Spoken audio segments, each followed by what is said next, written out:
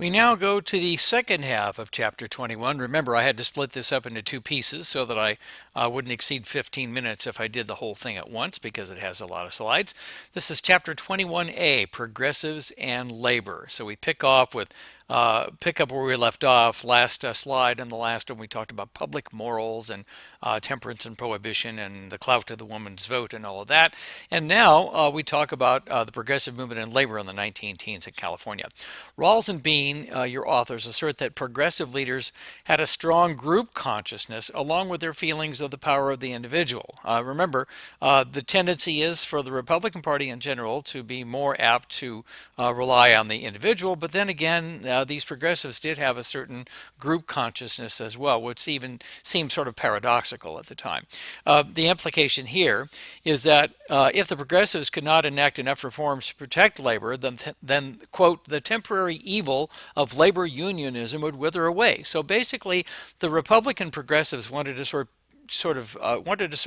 head labor off of the pass, if you will, and sort of beat labor at their own game by uh, uh, approving enough reform and enough initiatives so that labor wouldn't go crazy, relatively speaking.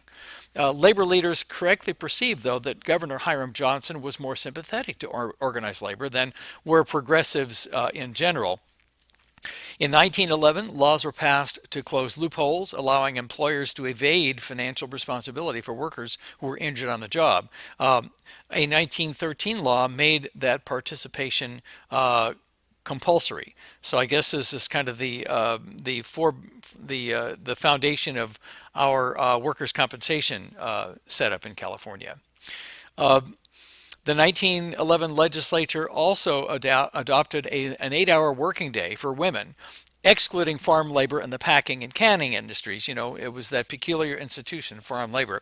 We mentioned Catherine Phillips Edson earlier. Well, she led the movement that secured the passage of a minimum wage law for women and children in California in 1913.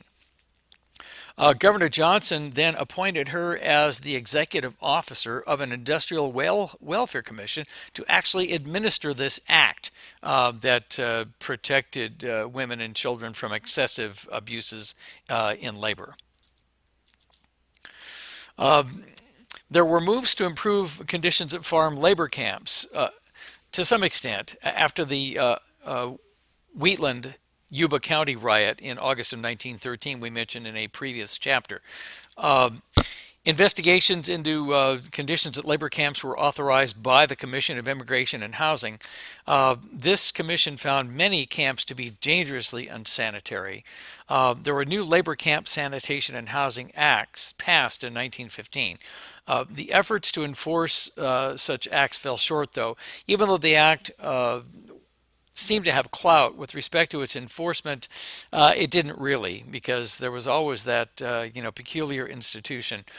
Also, as a result of the Wheatland tragedy, an act was passed requiring all employers to provide their workers with drinking water.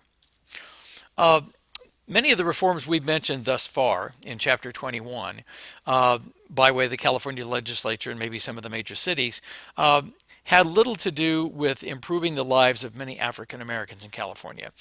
In Los Angeles, however, in the early 19 teens, there was an Afro-American council that was formed to combat discrimination in the Los Angeles area. By 1914, there were 2 chapters of the NAACP in Los Angeles.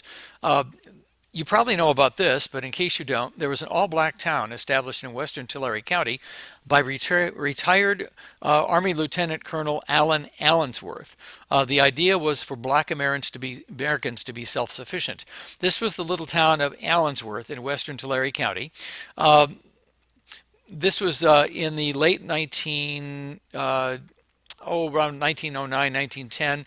But unfortunately, the town mostly died off in 1914 due to a number of issues, including water problems, soil problems, and the untimely death I think it was a motorcycle accident in Los Angeles of Colonel Allensworth.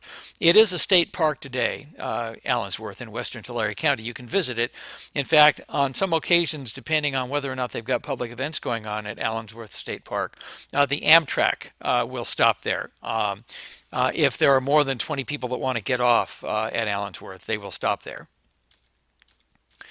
The anti-Japanese movement was going and increasing during this time. The irony is that in spite of all of these incredible reforms that were going on in California government, on a part of the progressives, the Republican progressives, there was still across the board, regardless of party, a great deal of anti-immigrant animosity. And since Chinese immigration had pretty much been squashed because of the Exclusion Acts in the previous century, the Japanese immigration steadily increased in California in the early 20th century, taking the place of Chinese immigration. In 1905, labor union leaders in San Francisco fought it by forming what they called the Asiatic Exclusion League. The San Francisco Labor Party government started to segregate Japanese public school children along with the Chinese who are already here. There were protests because of this act by the Japanese government, and this led to a diplomatic crisis between the United States and Japan. So something that was happening at the city level in San Francisco prompted a diplomatic crisis internationally between the U.S. and Japan. A compromise was facilitated by President Theodore Roosevelt at the time, and the compromise was basically like this. Only overage pupils and those not well versed in English might be placed in separate schools. That was one part of the compromise. Overage students, I'm assuming that means that if there are too many people, too many students for the public schools. And then also regulations would apply to all children of so-called alien birth. And even though this seemed like it was, somewhat altruistic, in reality, they really were still targeting the Japanese because other kinds of immigration had already been restricted. Roosevelt also negotiated something called the Gentleman's Agreement, in which Japan agreed not to issue passports good for the continental U.S. to laborers, skilled or unskilled. The agreement, however, did not cover the parents, wives, or children of Japanese already in the United States. Now, this led to the so-called picture bride movement. Picture brides coming to America from Japan, these were proxy marriages facilitated by the exchange of photographs.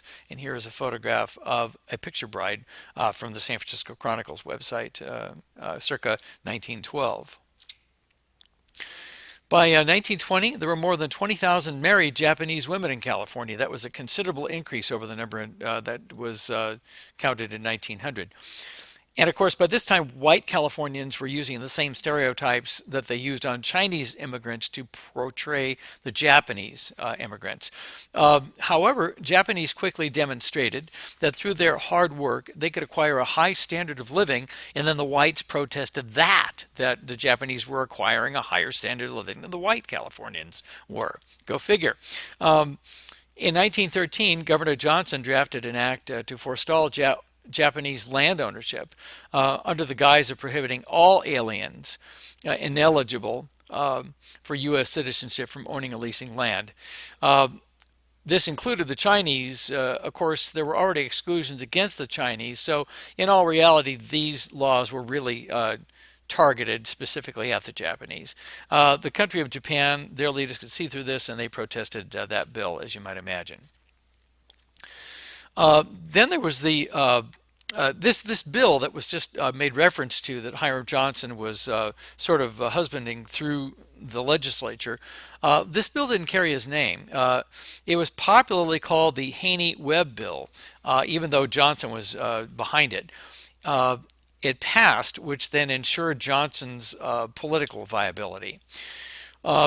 Johnson was elected to the United States Senate from California in 1916, and he co-authored then in the U.S. Senate the Johnson-Reed National Origins Quota Act in 1924. This will come up in a later chapter as well. The Johnson-Reed National Origins Quota Act in 1924 did a couple of things. It provided a 2% annual quota of immigration of nationals from any country residing in the U.S. based on the 1890 census of them in the U.S., and it prohibited all further immigration from Japan. This infuriated Japan, and some historians go as far as to say that this act and Japan's reaction to it were early milestones, so to speak, in prompting the aggressions in World War II, which were to come, about 20 years later. It should be mentioned that there was a national party, the Progressive Bull Moose Party, by 1912. And Hiram Johnson was governor of California at this time. I'm going back a few years. But he was also the vice presidential candidate on the Progressive Party ticket. And the presidential nominee for that ticket was Theodore Roosevelt, who, of course, was the president. But he was campaigning under the Progressive Party label because their ideals were somewhat different than the Republican parties. This ticket, of course, lost in 1912 to the Democrats and Woodrow Wilson. Progressivism began to decline in the mid-19-teens. A lot of it had to do with egotistical personalities entering the scene, as well as policy disputes. The progressives started to go into disarray. Johnson was successfully reelected as governor in 1914. Remember, he was elected in 1910. Hiram Johnson reelected in 1914, 2 years after he lost on the Bull Moose ticket with Roosevelt for president. In 1914, he didn't support Francis J. Haney's run for the U.S. Senate. Johnson saw him as a rival now. Roosevelt did not accept the Progressive Party's nomination for the presidential candidate in 1916. That essentially killed the Progressive Party on the national scale.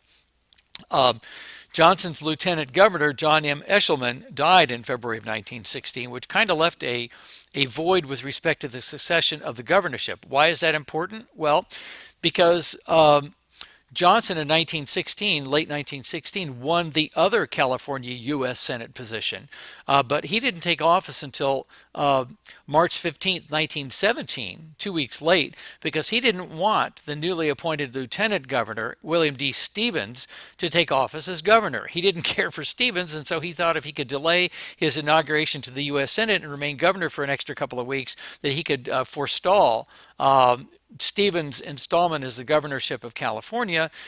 Stevens was the former president of the LA Chamber of Commerce. Real interesting and convoluted politics.